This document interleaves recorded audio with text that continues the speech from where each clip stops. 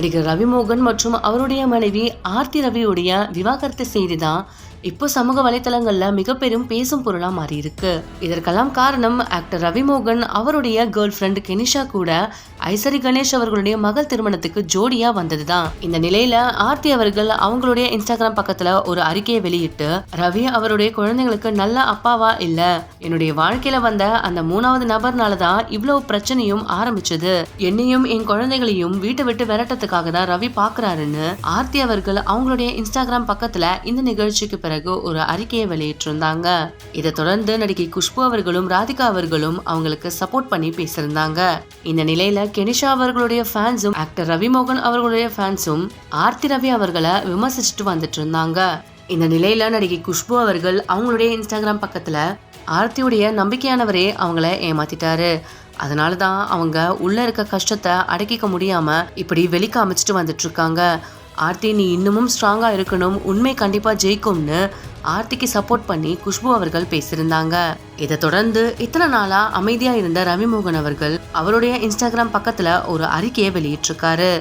அதுல அவர் என்ன சொல்லியிருக்காருன்னா, என்னுடைய எக்ஸ் மனைவி ஆர்த்தியினால நான் ரொம்பவே பொருளாதார ரீதியாகவும் மன ரீதியாகவும் உடல் ரீதியாகவும் கஷ்டப்பட்டிருக்கேன். நான் குழந்தைங்களுக்கு நல்ல அப்பாவா இல்லைன்னு ஆர்த்தி அவர்கள் சொல்றாங்க.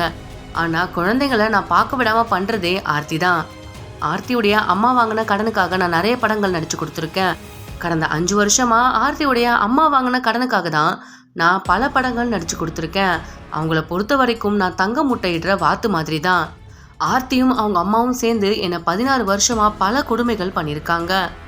நான் கடைசியா வீட்டை விட்டு வரும்பொழுது கூட வெறும் காலோட தான் வெளியில வந்தேன். அப்பவும் என்கிட்ட இருந்த டாக்குமெண்ட்ஸையும் என்கிட்ட இருந்த பணத்தையும் வாங்கிட்டு தான் அவங்க விட்டாங்க. இந்த நிலையில நான் வெளியே வரும்பொழுதுதான் கெனிஷா எனக்கு ரொம்பவே ஆறுதலா இருந்தாங்க. கெனிஷா ஒரு ஈலர் மட்டும் இல்ல, எனக்கு ஒரு நல்ல ஃப்ரெண்டும் கூட. அவங்கள பத்தி யாரும் தப்பா பேசாதீங்க.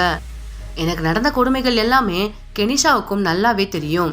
கடைசியா ஒரு 10 நாளைக்கு முன்னாடி கூட ஆர்த்தியுடைய அம்மா எனக்கு கால் பண்ணி அவங்க வாங்கின கடனுக்காக என்ன ஒரு படம் நடிச்சு கொடுக்க சொல்றாங்க. அவங்க குடும்பமே இப்படிதான். நான் டிவோர்ஸ் அப்ளை பண்றதுக்கு முன்னாடியே என் ஃப்ரெண்ட்ஸ், ஃபேமிலி, அப்புறம் சினிமாவில் இருக்க சில பேருன்னு எல்லாருக்கிட்டையுமே பேசிட்டு தான் இந்த முடிவை எடுத்தேன்.